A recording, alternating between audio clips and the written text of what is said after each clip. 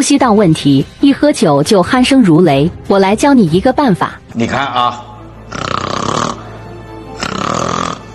你看这呼噜声越来越大，有时候这呼噜打着打着就卡住了。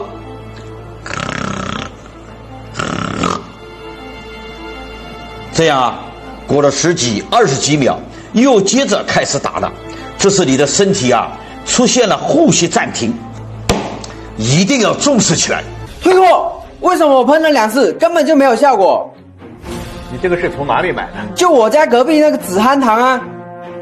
你这个是假的，只要不是从我们视频下方人和链接购买的，都要注意了。大家呀，不要被骗了。你要偷偷的用止鼾器，然后呢，惊艳所有人。开始我以为是假的，没想到是真的。睡觉憋闷惊醒，流口水喷它，鼾声如雷喷它，嗜睡乏力也喷它，晨起口干口苦还是喷它。就是这个人和液体止鼾器，止鼾新产品，配方创新升级，独特的草本精华，温和好吸收，专为国人定制。每晚一喷，调理打呼噜。